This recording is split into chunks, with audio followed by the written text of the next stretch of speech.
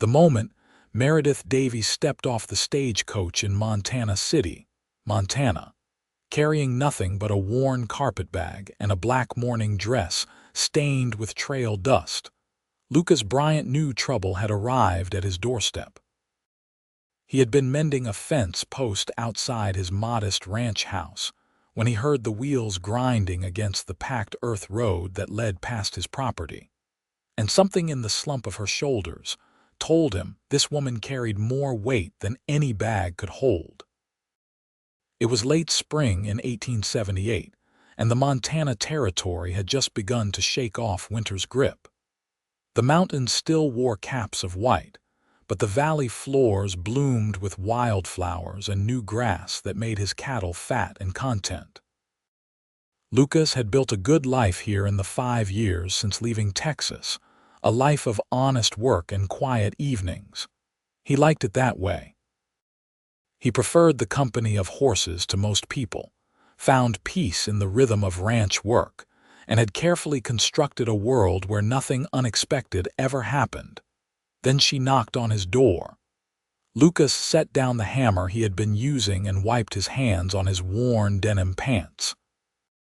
He was 32 years old, tall and lean from years of hard work, with sun-weathered skin and dark hair that perpetually needed cutting. His neighbors said he was too young to be so set in his ways, too handsome to be alone, but Lucas had his reasons. He had seen what love could do to a man, watched his own father drink himself to death after his mother passed, and he had decided long ago that solitude was safer than risk.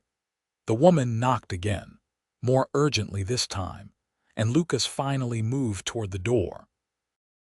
When he opened it, he found himself looking into the most haunted green eyes he had ever seen. She was young, probably not yet 25, with auburn hair pulled back in a simple bun, and a face that might have been beautiful if grief had not carved such deep lines around her mouth and eyes. "I am sorry to disturb you," she said, her voice hoarse and desperate. "The man at the general store said you might have work. I can cook and clean and mend clothes. I can tend gardens and preserve food. I will work for room and board, nothing more." Lucas stared at her, his mind racing through all the reasons this was a terrible idea. A young widow living on a bachelor's ranch would set every tongue in Montana City wagging. His peaceful existence would shatter like dropped glass. And yet something in her eyes stopped him from saying no immediately. "What is your name?" he asked. "Meredith Davies. I came from Kansas."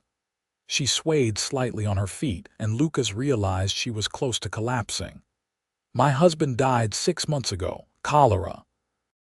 I lost everything trying to pay the debts he left behind. I have been traveling for 3 weeks trying to find work, any work, and I cannot go another day without." She did not finish the sentence because her knees buckled. Lucas caught her before she hit the porch, surprised by how light she felt in his arms, how fragile. He could feel her ribs through the thin fabric of her dress, and he cursed under his breath. Whatever she had been through, she had not been eating enough. He carried her inside and laid her on the narrow bed in what had once been meant to be a guest room, but had mostly served as storage. She murmured something incoherent, and Lucas went to fetch water and some leftover stew from the pot that still hung over his fireplace. When he returned, her eyes were open again, wide with embarrassment. "I am so sorry," she whispered. "I have not eaten since yesterday morning. I spent my last coins on the stagecoach fare." "Drink this," Lucas said, holding the water cup to her lips. She obeyed, drinking so desperately that water spilled down her chin. When she finished, he held out a bowl of stew. "Eat slowly. Your stomach will rebel if you rush." Meredith took the bowl with shaking hands and began to eat. Lucas watched her for a moment, then retreated to give her privacy. He stood on his porch, looking out at the land he had worked so hard to build, and wondered what he had just invited into his life. He should have sent her to town, to the church or the boarding house. There were proper places for a widow in need. But something had stopped him, some recognition in her eyes of a pain that matched his own. He knew what it meant to lose everything, to start over with nothing but determination and desperation. The next morning, Lucas woke before dawn as always and found Meredith already in the kitchen. She had somehow managed to start a fire in the stove and was attempting to make coffee, though her hands still shook with weakness. She jumped when she heard his footsteps, her whole body tensing like a spooked horse. "You should still be resting," Lucas said, keeping his voice gentle. "I need to earn my keep," Meredith replied. "You were kind enough to take me in. I will not be a burden. You nearly died on my porch yesterday. Take one more day to recover, then we will talk about work." She looked like she wanted to argue, but exhaustion won out. She nodded and retreated back to the guest room, and Lucas made his own coffee before heading out to tend the animals.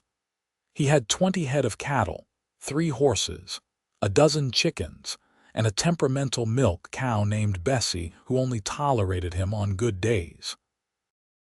The work was familiar and soothing, and by the time the sun had fully risen, he had almost convinced himself that having Meredith here would not change anything fundamental about his life. He was wrong, of course. Over the next few days, Meredith slowly regained her strength, and as she did, she began to transform his house. She cleaned corners that Lucas had forgotten existed, mended shirts that he had given up on, and cooked meals that actually tasted like something other than fuel. She worked with a fierce determination that bordered on frantic, as though stopping for even a moment would let something terrible catch up with her. Lucas tried to tell her to slow down, but she would not listen. She was running from something, he realized, running from grief so deep and dark that only constant motion kept it at bay. He recognized it because he had done the same thing himself once, worked himself to exhaustion every day so he would not have time to think or feel. "Tell me about your husband," Lucas said one evening as they sat on the porch after supper. It was a warm night, and fireflies danced in the meadow beyond the house. He had not planned to ask, but the question emerged anyway. Meredith went very still beside him. For a long moment he thought she would not answer. Then she spoke, her voice barely above a whisper. "His name was Thomas. We married when I was 18. He was a farmer, or he tried to be.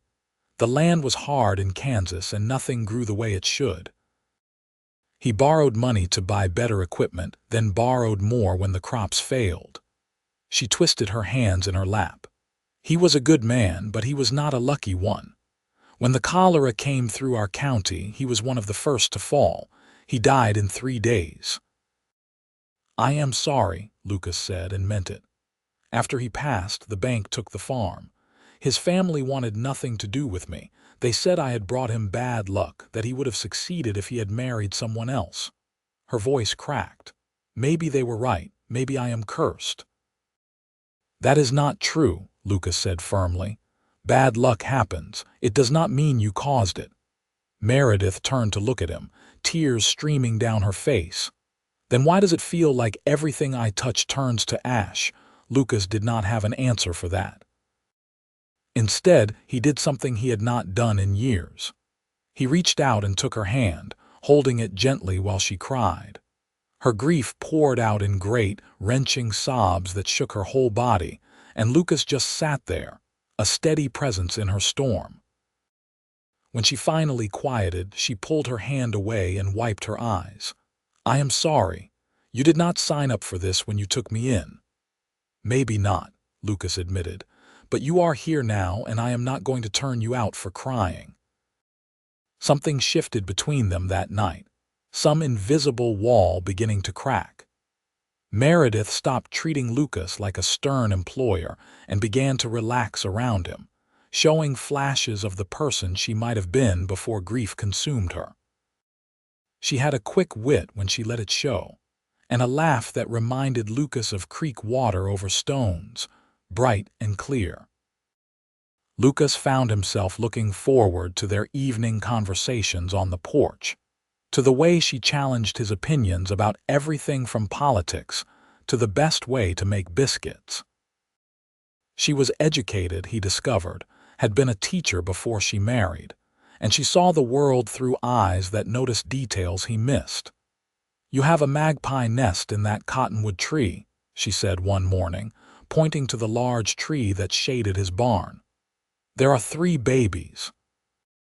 I can hear them calling for food." Lucas looked where she pointed and saw nothing but leaves. "How can you possibly know that?" "I pay attention," Meredith said with a small smile. "You should try it sometime." He started trying, started noticing the small things she pointed out. The way the grass grew in patterns that showed where water flowed underground. The particular call of a meadowlark that meant rain was coming. The tracks in the mud that told stories of nocturnal visitors, foxes and raccoons, and once a black bear that had wandered through looking for an easy meal. As spring turned into summer, Montana City bloomed into full life. The town was small, maybe 200 people, but it was growing steadily as more settlers arrived seeking land and opportunity. Lucas made his weekly trips to town for supplies, and every time he returned, Meredith would pepper him with questions about what he had seen and heard. She was hungry for news of the world beyond the ranch, but she never asked to come with him. "You could join me next time," Lucas suggested one afternoon. "Get out of the house for a while." Meredith's face closed like a door slamming shut. "I am fine here. You have been here almost 2 months. You cannot hide forever." "I am not hiding," she said sharply. "I just have no desire to face the judgment of strangers." Lucas understood that. He had felt the same way once, that need to avoid pitying looks and whispered gossip. But he also knew that isolation could become its own kind of prison. "They will talk regardless of whether you show your face or not," he said. "Might as well let them see you are not some tragic ghost."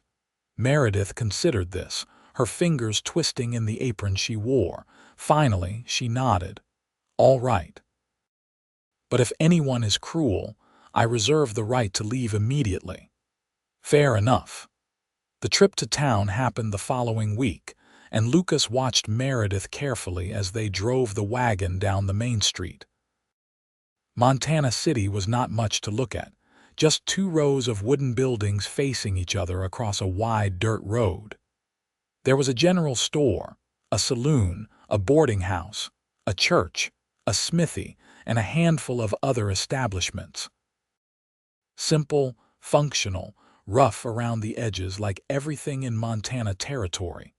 People stared as they passed, of course. Lucas could feel their eyes tracking the wagon, their curiosity almost palpable.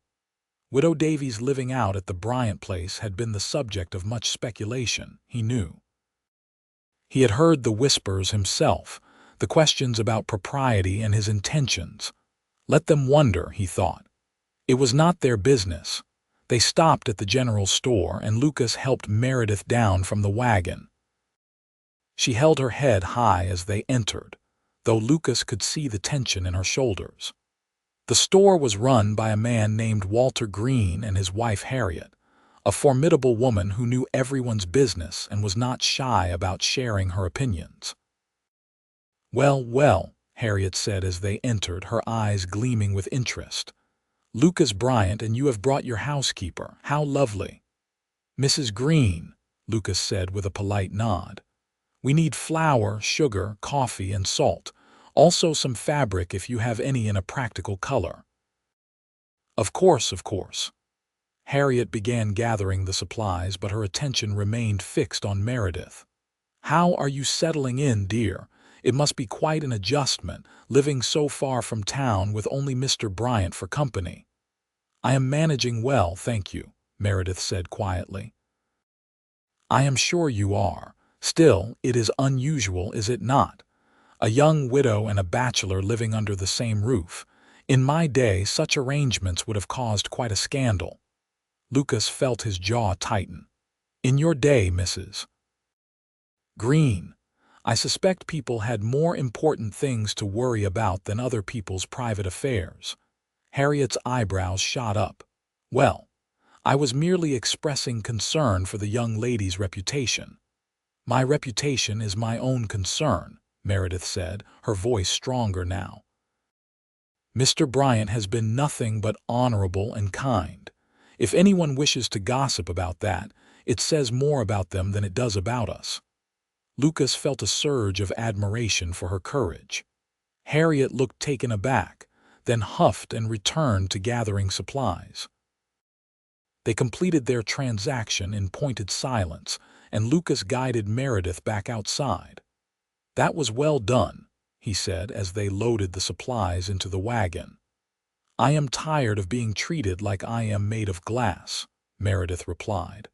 "I have survived worse than Harriet Green's disapproval." As they were preparing to leave, a man approached the wagon. He was in his 40s, well dressed in a suit that looked out of place in the dusty street, with slicked back hair and a smile that did not reach his eyes. Lucas recognized him as Robert Fairchild, a land speculator who had been trying to buy up property around Montana City for the past year. "Mr. Bryant," Fairchild said smoothly, "good to see you in town. I was hoping to speak with you about my offer for your land." "Not interested," Lucas said flatly. "Told you that last time." "Ah, but circumstances change. I am prepared to increase my offer significantly. That ranch of yours is sitting on some prime grazing land, and I have buyers who would pay top dollar. The ranch is not for sale at any price." Fairchild's eyes slid to Meredith, assessing. "I understand you have taken on additional expenses recently. A man with responsibilities might find that cash money talks louder than sentiment." Lucas felt his temper rise. "The lady is my employee, not that it is any of your concern." "And my answer remains no. Now, if you will excuse us, we have work to get back to." He climbed onto the wagon and snapped the reins, leaving Fairchild standing in the street. Beside him, Meredith was silent for a long moment. "He is right, you know," she finally said. "I am an additional expense. If I am causing you financial difficulty, I can find somewhere else to go." "You are not going anywhere," Lucas said firmly. "And Fairchild is full of hot air. The ranch makes enough to support 2 people just fine. He just wants to buy cheap and sell high, and I will not be part of his schemes." Meredith nodded but said nothing more. They drove in comfortable silence back to the ranch, the summer sun warm on their faces, the mountains standing guard in the distance. Lucas found himself thinking about Fairchild's words, about responsibilities and circumstances changing. When had Meredith become more than just a temporary employee to him? When had he started thinking of the ranch as belonging to both of them? That evening, after the chores were done and supper was finished, they sat on the porch as usual. The sun was setting behind the mountains, painting the sky in shades of orange and pink.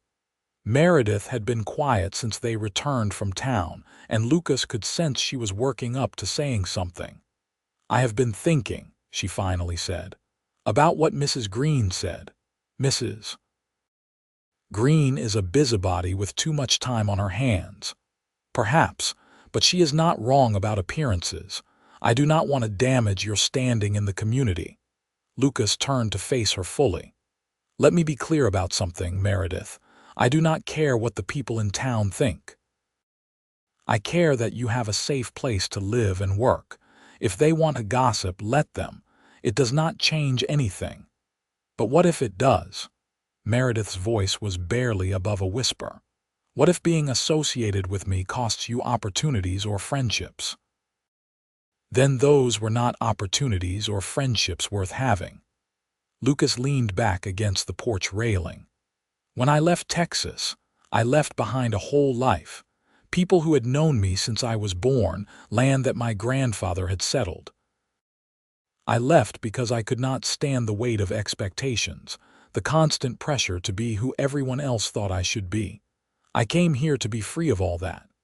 What happened in Texas? Meredith asked softly. Lucas was quiet for a long time, watching the last light fade from the sky. He had never told anyone this story, had buried it deep where it could not hurt him. But something about the way Meredith waited, patient and non-judgmental, made him want to share. I was engaged once, he said. Her name was Catherine. We had known each other our whole lives, and everyone assumed we would marry. She was beautiful and charming, everything a man could want. He paused, remembering. But she was also restless. She dreamed of cities and fine things, while I wanted nothing more than to work the family ranch. We fought about it constantly. What happened? She left, ran off with a traveling salesman who promised her the world, left me a note saying she could not bear to be trapped in Texas for the rest of her life. Lucas laughed bitterly. The whole town pitied me. Poor Lucas, abandoned at the altar. I could not stand it. So I sold my share of the ranch to my brother, packed what I could carry, and rode north until I found a place where no one knew my name or my history. Meredith reached out and took his hand, just as he had taken hers weeks ago. She was a fool to leave you. Maybe. Or maybe she was honest enough to know what she wanted and brave enough to chase it. Lucas squeezed her hand gently. Either way, it taught me that other people's opinions are not worth sacrificing your own peace. So no, I do not care what Montana City thinks about our arrangement. You are a good man, Lucas Bryant, Meredith said, and there was something in her eyes that made his heart skip. Summer deepened, and with it came the full weight of ranch work. The cattle needed to be moved to higher pastures. Fences required constant mending, and the garden Meredith had planted demanded daily attention. They fell into an easy rhythm, working side by side during the day and sharing quiet companionship in the evenings. Lucas began teaching Meredith to ride, starting with his gentlest mare, a patient old girl named Willow. At first, Meredith was terrified, clinging to the saddle horn with white knuckles. But gradually, she relaxed and began to understand the horse's movements. The day she managed to trot around the corral without looking like she might fall off, Lucas felt ridiculously proud. I did it, Meredith exclaimed, her face flushed with excitement. Did you see? I actually trotted. You are a natural, Lucas said, grinning. It was the first time he had seen her genuinely happy, all traces of grief momentarily forgotten. She looked younger, lighter, like someone had lifted a crushing weight from her shoulders. Can we go for a real ride? She asked. Out on the range just for a little while. They saddled both horses and rode out across Lucas's land, heading toward a creek that ran along the northern boundary. The day was perfect, warm but not hot, with a breeze that kept the insects at bay. Wildflowers bloomed in every direction, painting the meadows in bright colors. Meredith laughed as they rode, a sound of pure joy that made Lucas's chest ache. At the creek, they dismounted and let the horses drink. Meredith took off her boots and waded into the cool water, her skirts hiked up to her knees. Lucas watched her from the bank, struck by how different she looked from the broken woman who had collapsed on his porch months ago. Thank you, Meredith said suddenly, turning to face him. For everything. For taking me in when you did not have to. For being patient with my grief. For treating me like a person instead of a burden or an object of pity. You never were a burden, Lucas said. He stood and walked to the creek's edge. You have made this place better, made my life better. Meredith looked up at him, water dripping from her hands, and something passed between them. A recognition, a possibility, a question neither was quite ready to voice. Lucas felt his heart hammering in his chest, felt the pull toward her like gravity. Then Willow whinnied sharply, breaking the moment. They both turned to see a rider approaching in the distance, moving fast. Lucas recognized the horse as belonging to Tom Henderson, his nearest neighbor whose ranch lay 5 miles to the east. "Lucas," Tom shouted as he drew near. "Thank God I found you. We have got trouble. Someone has been cutting fences and running off cattle. Hit 3 ranches in the past week. Sheriff thinks it might be the Grady gang operating out of the mountains." Lucas cursed. The Grady gang was a group of rustlers and thieves who had been terrorizing the territory for months, always staying one step ahead of the law. "How many head did you lose?" "Near 20. And it is not just the cattle. They are destroying property, burning hay stores, causing mayhem. Sheriff is trying to organize the ranchers to patrol the area, but we need every able-bodied man." "I will come," Lucas said immediately. "Give me time to get Meredith home safely." Tom glanced at Meredith, then back to Lucas. "Bring her with you to my place. Sarah would be glad for the company, and it is not safe for her to be alone if those rustlers are moving through the area." They rode hard back to the ranch, and Lucas quickly gathered supplies while Meredith packed a bag. His mind raced with worry. The ranch was everything to him, all his savings and 5 years of backbreaking work. If the Grady gang targeted his herd, it could ruin him. But more than that, he worried about Meredith. What if the rustlers came to the house while he was gone? What if they hurt her? "I will be fine at the Hendersons," Meredith said, reading his expression. "Tom is right. It is better than being here alone." They rode to the Henderson ranch together, where Tom's wife Sarah welcomed Meredith with open arms. Sarah was a sturdy woman in her 50s with kind eyes and a no-nonsense manner. She took one look at Meredith's worried face and patted her arm. "Do not fret, dear. The men will handle those ruffians, and you and I will have a nice visit." "I have been dying to hear all about the goings-on at the Bryant place." Lucas said goodbye to Meredith, wanting to say more but unsure what. "I will come back as soon as I can." "Be careful," she said, and the concern in her voice made his heart clench. The next 3 days were some of the longest of Lucas's life. He joined up with a dozen other ranchers and the sheriff, and they patrolled the valleys and canyons where the rustlers were believed to be hiding. They found evidence of the gang's passage, abandoned camps and tracks, but the outlaws themselves remained frustratingly elusive. On the 3rd night, they finally got lucky. One of the ranchers spotted smoke from a canyon camp, and they moved in carefully. The confrontation was brief and chaotic. Shots were fired, and 2 of the rustlers were captured while the others scattered into the darkness. Lucas took a bullet graze across his upper arm, nothing serious but enough to bleed impressively and hurt like hell. When they returned to town with the prisoners, the sheriff assured them that the rest of the gang would likely move on to easier targets. The threat was not eliminated, but it was significantly reduced. Lucas collected Meredith from the Henderson ranch, trying to hide the bloodstain on his shirt sleeve. He failed. Meredith spotted it immediately and went pale. "You are hurt." "It is nothing, just a graze. Let me see." Her voice brooked no argument. She made him sit down while she carefully examined the wound, her hands gentle but efficient. She cleaned it with whiskey that made Lucas hiss through his teeth, then bandaged it with strips torn from a clean cloth.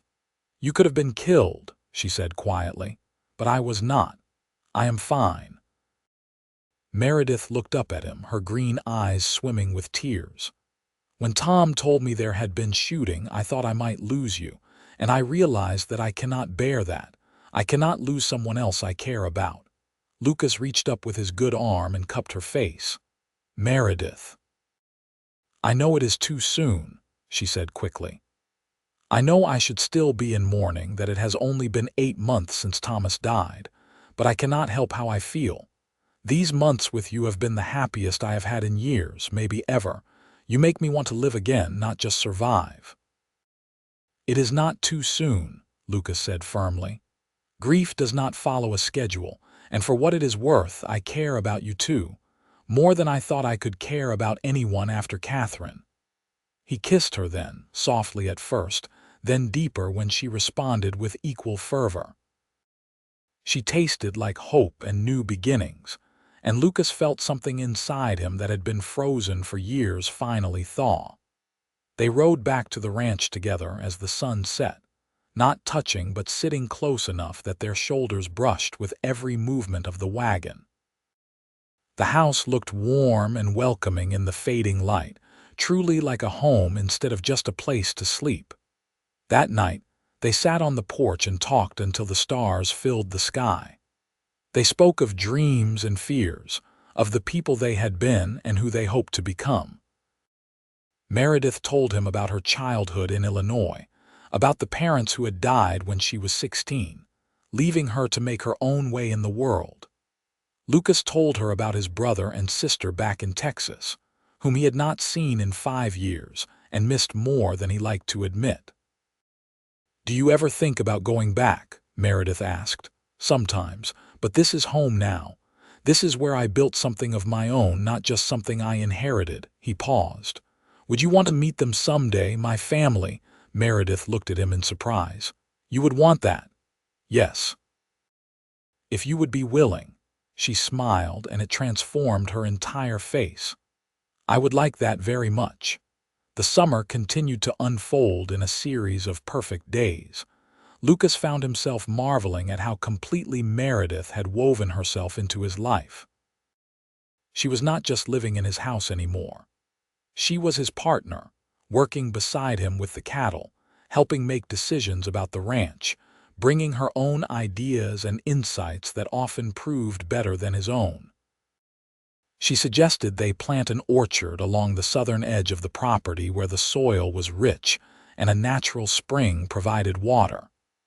Lucas had never considered it, but Meredith explained how fruit trees could provide food and income with minimal ongoing work. They ordered saplings from a nursery in Salt Lake City and spent a week planting them in neat rows, imagining the day they would bear fruit. "We will not see apples for at least 3 years," Meredith said as they worked, "but our children will be able to pick them fresh." Lucas looked at her sharply. "Our children," Meredith blushed. "I meant theoretically, whoever lives here in the future, right, of course."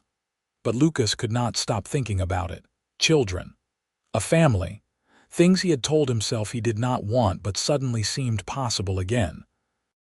As autumn approached, bringing cooler weather and the hard work of preparing for winter, Lucas knew he needed to make his intentions clear. Meredith was not just his employee or even just the woman he was courting. She was the person he wanted to spend the rest of his life with. He planned it carefully. He asked Meredith to ride out with him to a spot he had discovered years ago, a meadow high in the foothills where aspen trees turned gold in the fall and the view stretched for miles. They brought a picnic, something Meredith insisted on preparing, and rode out on a crisp September morning. The meadow was as beautiful as Lucas remembered, the aspens glowing like captured sunshine against the evergreen backdrop of pines. They spread a blanket and ate bread and cheese and cold chicken, talking about nothing and everything. When they finished eating, Lucas pulled a small box from his pocket. He had ridden into town the previous week and purchased the ring from a jeweler who worked out of a room behind the general store. It was simple, a gold band with a small diamond, but it had felt right in a way that Catherine's elaborate ring never had. "Meredith," he said, and his voice came out rougher than he intended. "I am not good with pretty words, but I know what I feel. You came into my life when I was not looking for anyone, when I had convinced myself I was better off alone, and you changed everything." Meredith's hand went to her mouth, her eyes widening. "You are strong and brave and smart, and you see the world in ways that make me want to be better. You make me laugh. You challenge me. You fit into my life like you were always meant to be here."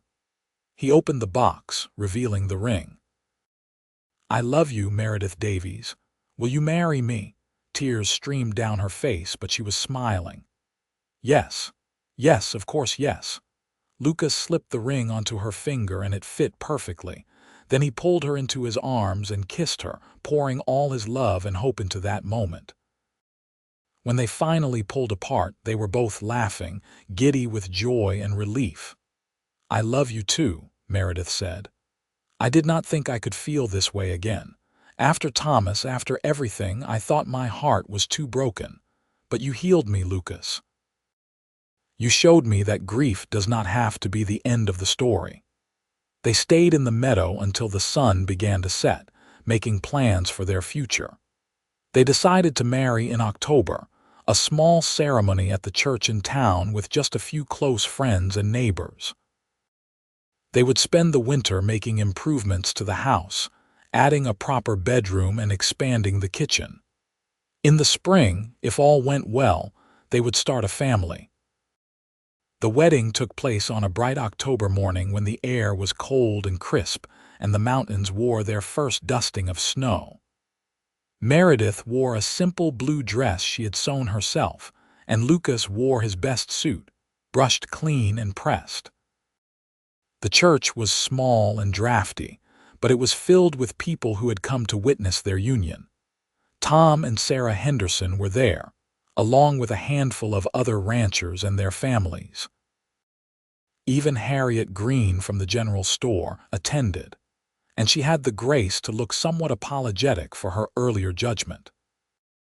The ceremony was performed by a traveling preacher who passed through Montana City once a month, a kind older man who spoke about love and commitment and the blessing of finding a partner in this hard land. When Lucas said his vows, looking into Meredith's shining eyes, he meant every word. He promised to love her in sickness and health, in good times and bad, for all the days of his life. And when she promised the same, her voice clear and strong, he felt like the luckiest man alive. The celebration afterward was held at the ranch, with tables set up in the yard and more food than they could possibly eat. People brought dishes to share, and someone produced a fiddle, and there was dancing as the sun set. Lucas danced with his new wife, both of them laughing as they stumbled through steps neither knew well, and he thought his heart might burst from happiness. When the guests finally left and they were alone, Lucas carried Meredith over the threshold of their home. She laughed and protested that it was unnecessary, but he insisted. Everything was different now and the same all at once. They were still the same people, but they had made a promise to face the future together. That winter was hard, as Montana winters always were. Snow fell deep and stayed late, and there were days when Lucas could barely see past the barn through the blinding white. But inside, the house was warm and filled with love. Meredith proved to be an excellent cook, creating meals from their stored provisions that made even the darkest days seem bright. They spent long evenings reading aloud to each other from the small collection of books they owned, or playing cards, or simply talking by the fire. They learned each other in those close quarters, the small habits and preferences that make up a shared life. Lucas discovered that Meredith sang while she worked, usually songs from her childhood that she only half remembered. Meredith learned that Lucas was grumpy for the first hour after waking and needed coffee before he could be reasonably human. They had their first real fight in January, a silly argument about whether to butcher one of the chickens that had stopped laying. They both said things they regretted, then apologized and learned how to disagree without damaging what they had built. By February, Meredith suspected she might be pregnant. By March, when the snow finally began to melt and the first crocuses pushed through the frozen ground, she was certain. She told Lucas over breakfast on a morning when spring finally seemed possible. "I am going to have a baby," she said simply. Lucas dropped his fork. "Are you sure?" "As sure as I can be. I think sometime in early September." He got up and came around the table, pulling her into his arms. A baby, we are going to have a baby. Are you happy? Meredith asked, her voice suddenly uncertain. Happy. I am terrified and thrilled and amazed all at once. He kissed the top of her head. You are going to be an incredible mother. The pregnancy progressed smoothly through the spring and summer. Meredith bloomed, her body rounding with their growing child, her face taking on a glow that made her more beautiful than ever. Lucas found himself overwhelmed with protective instincts, constantly worrying about whether she was doing too much or if she needed anything. Meredith tolerated his hovering with good humor, gently reminding him that women had been having babies since the beginning of time. In late August, Sarah Henderson came to stay at the ranch to help when the baby arrived. She was a midwife with years of experience, and her presence calmed some of Lucas's anxiety. Not all of it, though. When Meredith's labor began on a warm September evening, Lucas thought he might lose his mind. It lasted through the night and into the next day, long hours of waiting while Sarah and Meredith worked in the bedroom. Lucas paced the main room, jumping at every sound, praying to a God he only half believed in. Tom Henderson had come with Sarah, and he sat calmly whittling a piece of wood, occasionally telling Lucas to sit down and stop wearing a hole in the floor. Finally, as the sun was setting on the second day, Lucas heard a thin, reedy cry. His heart stopped, then started again at double speed. A moment later, Sarah emerged, smiling. "You have a son," she said. "A healthy boy with good lungs, and your wife is tired but well." Lucas pushed past her into the bedroom. Meredith lay propped against the pillows, exhausted and sweaty and more beautiful than he had ever seen her. In her arms was a tiny bundle wrapped in a soft blanket, and when she pulled the fabric back, Lucas saw his son's face for the first time. He was perfect. Red and wrinkled and squalling, but perfect. Lucas reached out with a shaking hand and touched the baby's downy head, marveling at how small he was, how fragile. "Hello, little one," he whispered. "Welcome to the world. What should we name him?" Meredith asked. They had discussed names throughout the pregnancy but never settled on anything definite. Now, looking at his son, Lucas knew. "James," he said. "After my father, James William Bryant." "James," Meredith repeated, smiling. "It is perfect." The baby settled into nursing, and Lucas sat on the edge of the bed, his arm around Meredith, watching his son with wonder. He thought about the day Meredith had arrived at his door, broken and desperate, and how impossible it would have seemed then that they would end up here with a family and a future stretching out before them. "Thank you," he said softly. Meredith looked up at him. "For what?" "For not giving up. For being brave enough to keep going even when everything seemed hopeless. For letting me love you." She leaned her head against his shoulder. "I should be thanking you. You saved my life, Lucas, in every way that matters." "We saved each other," he said, and kissed her forehead. The first months of parenthood were exhausting and wonderful in equal measure. James was a fussy baby who seemed to only sleep in short bursts, leaving Lucas and Meredith stumbling through their days in a fog of exhaustion. But even on the hardest days, when Lucas was so tired he could barely think straight, he felt a profound sense of gratitude. This was what life was supposed to be, he realized. Not the solitary existence he had convinced himself was enough, but this messy, chaotic, beautiful reality of family. As winter approached again, Lucas made another trip into town for supplies. While there, he ran into Robert Fairchild, the land speculator who had tried to buy his ranch the year before. Fairchild looked older and more worn, his fancy suit less pristine.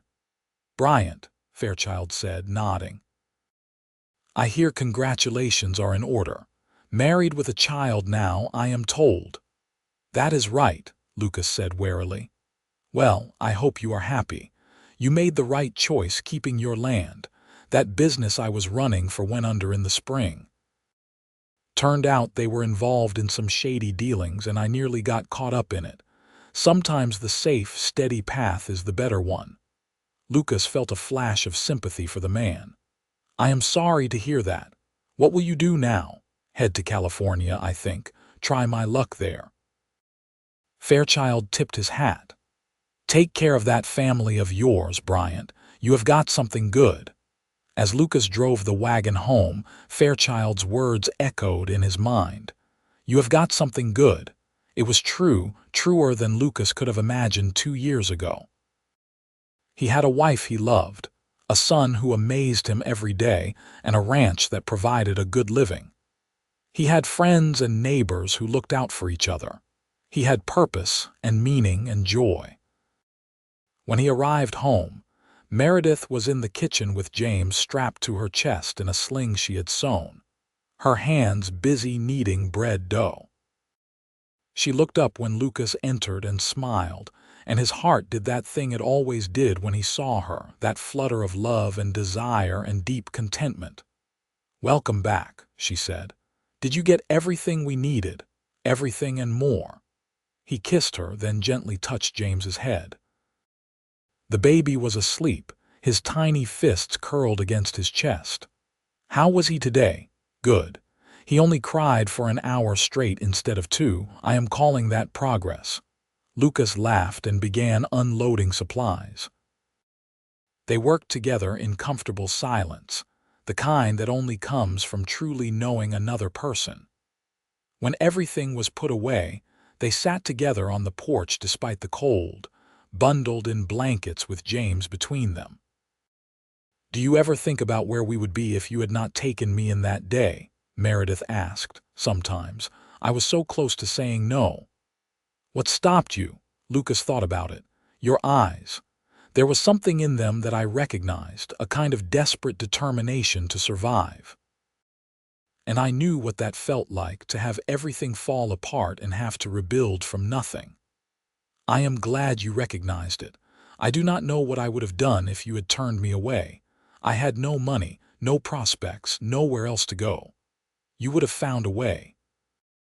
You are the strongest person I know." Meredith leaned her head on his shoulder. "I used to be so angry at the world, so convinced that I was cursed. Thomas dying, losing everything, ending up alone and desperate. It felt like God had abandoned me, or worse, was actively punishing me for some sin I did not even know I had committed. And now I wonder if I needed to lose everything to find what really mattered. If I had stayed in Kansas, comfortable and safe, would I have ever known what real love felt like? Would I have ever been brave enough to take a chance on happiness?" She was quiet for a moment. "I loved Thomas, but it was not like this. We were 2 people who married because it was expected, because it made practical sense. We were fond of each other, but there was not passion, not this deep knowing that I have with you." Lucas tightened his arm around her. "I spent so long protecting myself from feeling anything after Catherine left. I convinced myself that solitude was freedom, that needing someone was weakness. But you taught me that opening your heart is not weakness.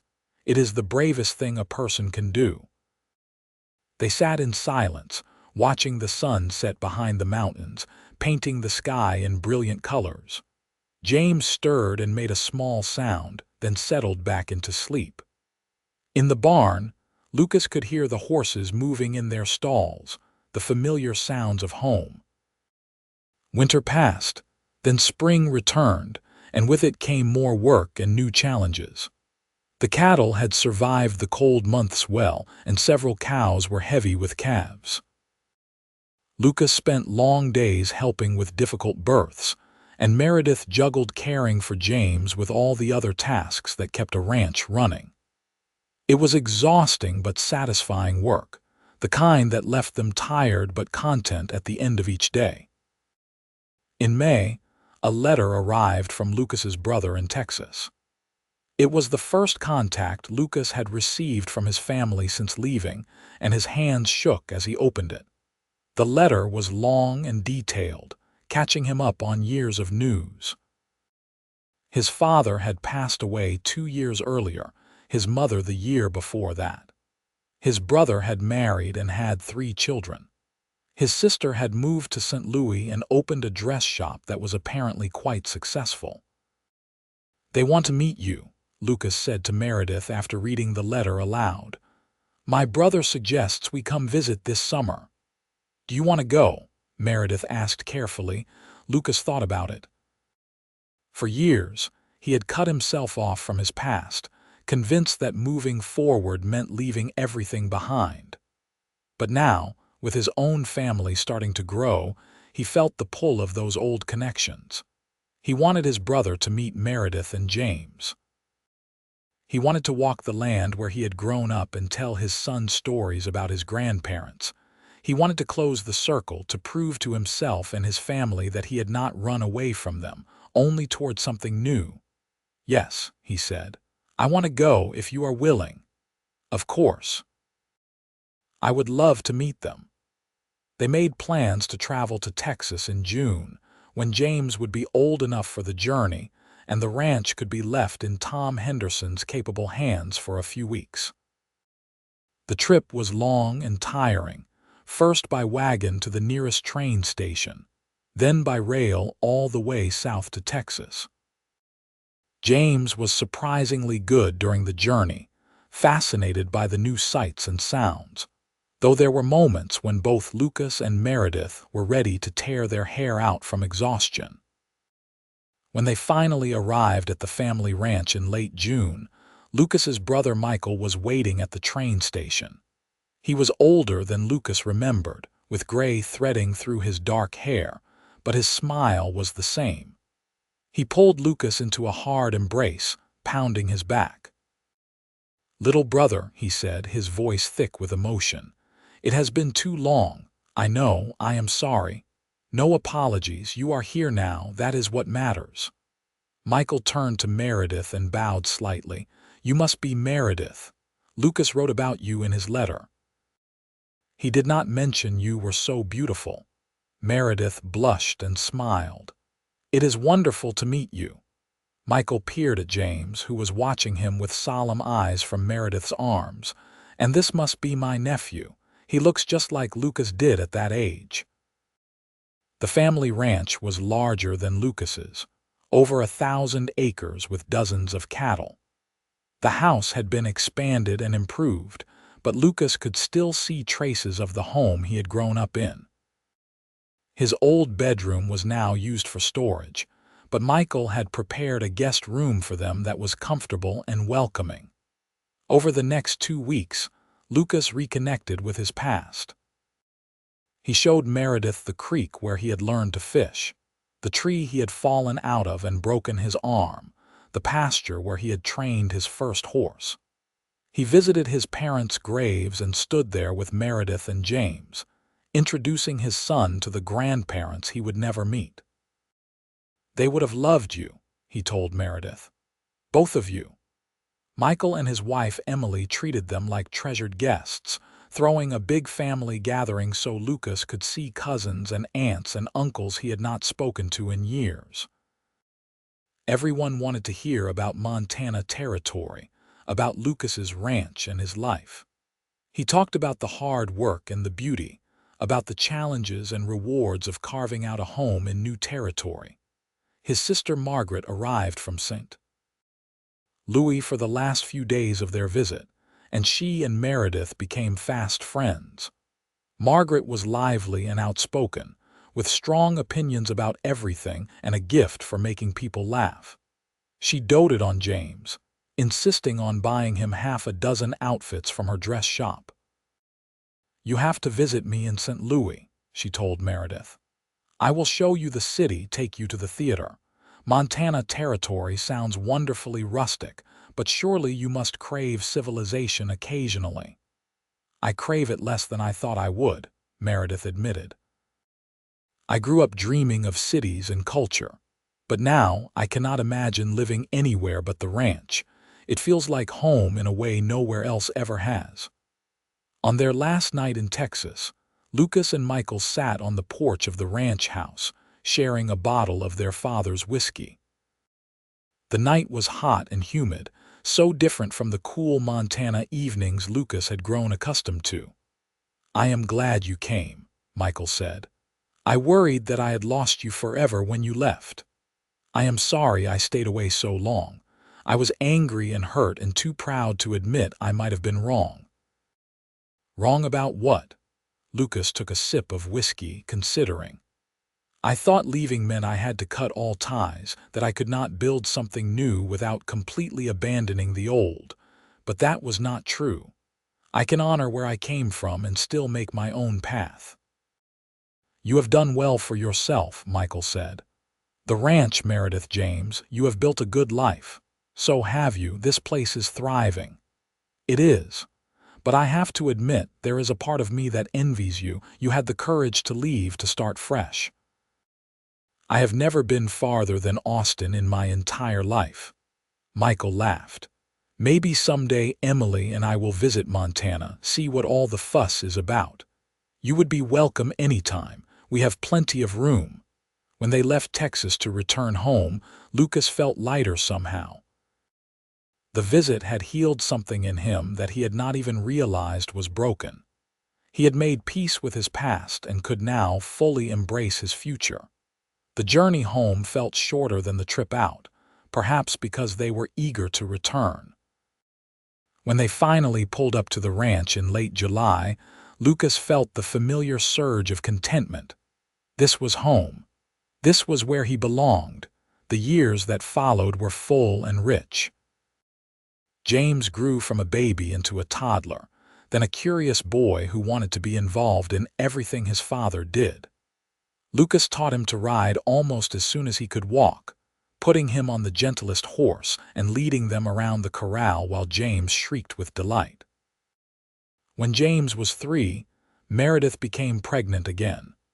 This time the pregnancy was harder and she was sick for the first few months. But by the time winter arrived, she was feeling better and glowing with health. Their second son was born in April of 1882. A calm baby they named Henry after Meredith's father. 2 boys kept them busy from dawn until well past dark. The house was always full of noise and laughter and the chaos of childhood. Lucas had never been happier. He loved watching his sons grow, teaching them about the ranch and the land, seeing the world fresh through their eyes. The ranch prospered as well. The orchard Meredith had insisted on planting years earlier began producing fruit, and they found a market for apples and pears in town, and even in some of the mining camps in the mountains. They expanded the cattle herd, bought more land, and built a new barn that could shelter all their animals comfortably through the harsh winters. Montana City grew too, transforming from a rough frontier town into a proper community. A school was built, and when James turned 6, he started attending classes. The railroad pushed through, connecting them more directly to the rest of the country. With progress came new opportunities and challenges, but Lucas and Meredith faced them together, partners in everything. When James was 8 and Henry was 5, Meredith announced she was pregnant again. Lucas laughed and swept her into his arms, spinning her around until she protested dizzily. "Are you happy?" she asked, echoing her question from years earlier. "I am always happy with you," he said, and meant it with every fiber of his being. Their daughter was born in December of 1887, arriving during the first big snowstorm of winter. She was tiny and perfect, with a tuft of dark hair and her mother's green eyes. They named her Grace, and from the moment she entered the world, she had her father wrapped around her little finger. Watching Meredith with their daughter, Lucas was struck by how far they had both come. The broken, grieving widow who had arrived at his door nearly a decade earlier was gone, replaced by this strong, confident woman who ran their household with efficiency and love. She was an involved mother who read to the children every night and taught them everything from arithmetic to poetry. She was his partner in the ranch, with opinions on everything from which bulls to breed to how to negotiate prices at market. She was his lover, his best friend, the person he turned to with every joy and worry, and he had changed too. The guarded, solitary man who had convinced himself that isolation was safety had learned to open his heart, to trust, to love without reservation. Meredith and the children had taught him that vulnerability was not weakness but courage, that letting people in was the only way to truly live. On their 10th wedding anniversary, Lucas took Meredith back to the meadow where he had proposed. They left the children with Sarah Henderson, who doted on them like they were her own grandchildren, and rode out on a crisp October morning. The aspens were gold again, just as they had been that first time, and the view was as breathtaking as ever. They spread a blanket and sat close together, watching clouds drift across the impossibly blue sky. "You remember what I said when I proposed?" Lucas asked. "Every word," Meredith said. "You said I had changed everything. You did. You still do, every single day." He took her hand, running his thumb over the wedding ring she had worn for 10 years. "When you arrived at my door, you were running from grief, and I thought I was helping you, giving you a place to heal. But the truth is, you saved me just as much as I saved you." "We saved each other," Meredith said, repeating his words from that first night with baby James. "That is what love does, I think. It makes us brave enough to face our pain and strong enough to build something beautiful from the ashes." Lucas kissed her, a long, sweet kiss that tasted of love and time and promises kept. When they finally pulled apart, Meredith was smiling, tears streaming down her face. "Happy anniversary," she whispered. "Happy anniversary, my love." They stayed in the meadow until the sun began to set, talking about everything and nothing, remembering the journey that had brought them here. When they finally rode back to the ranch, the house was glowing with lamplight, and they could hear the children's laughter even before they opened the door. James was 9 now, tall and serious like his father, but with Meredith's quick mind. Henry was 6, all energy and mischief, always into something. And Grace, not yet a year old, was the princess of the household, adored by her brothers and parents alike. Lucas stood in the doorway for a moment, taking it all in. This was everything he had never known he wanted, everything he had been too afraid to hope for. A home filled with love and laughter. Children who would grow up knowing they were cherished. A wife who challenged him and supported him and loved him with her whole heart. Meredith slipped her hand into his. "What are you thinking?"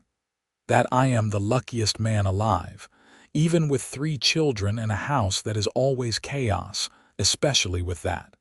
He pulled her close. "Thank you for knocking on my door all those years ago. Thank you for being brave enough to ask for help. Thank you for staying."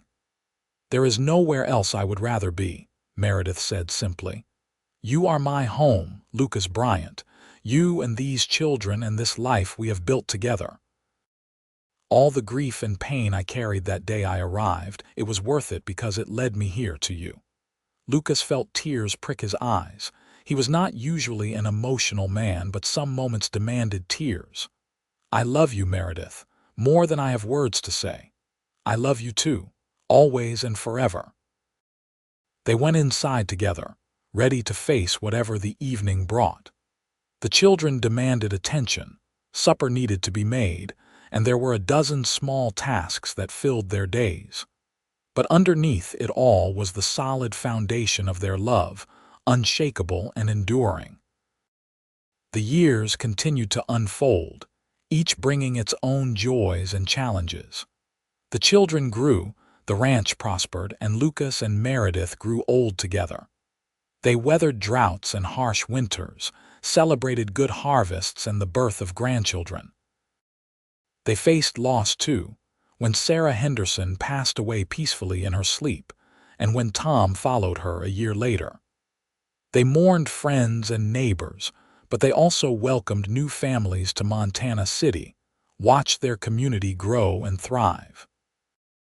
James eventually took over most of the ranch operations when Lucas's back and joints began to protest the hard work. He married a girl from town, a smart young woman named Elizabeth who fit seamlessly into their family. Henry became a veterinarian, studying in Chicago before returning to Montana to care for the animals of ranchers and farmers throughout the territory.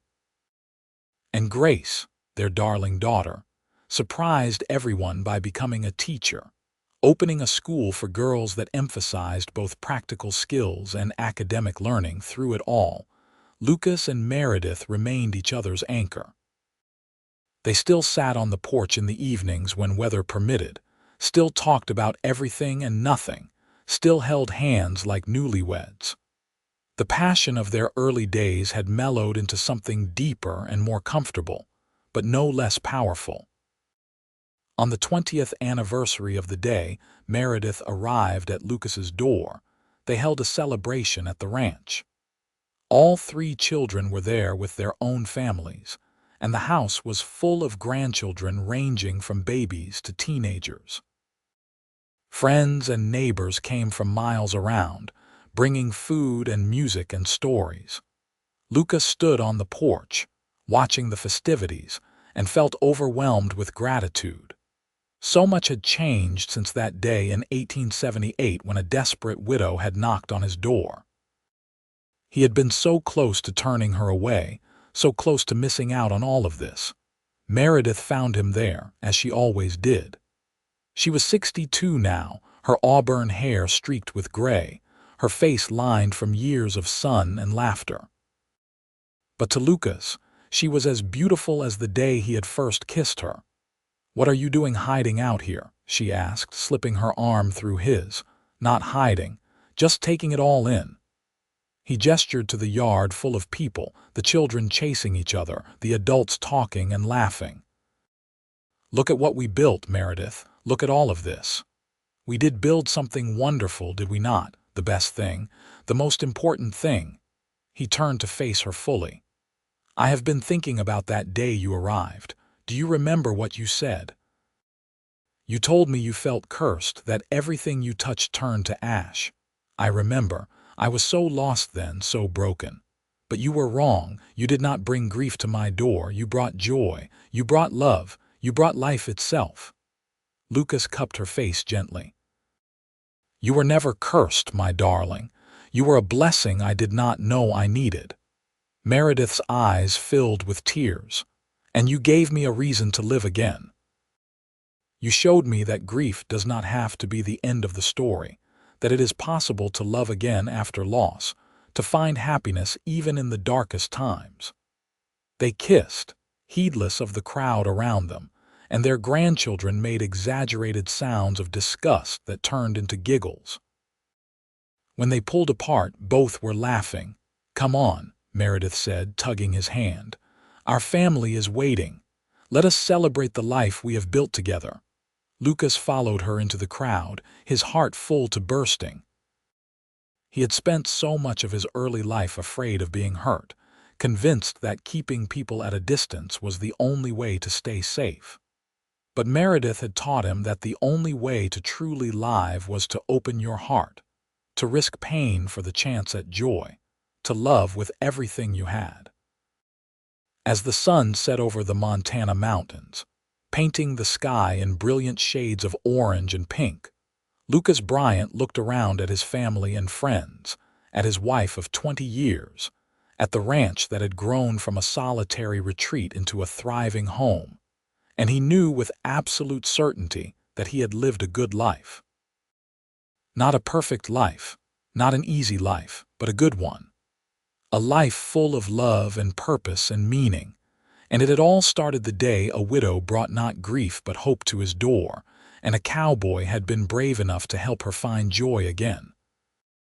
Together, they had built something that would endure long after they were gone, a legacy of love that would live on in their children and grandchildren, in the land they had nurtured, in the community they had helped build.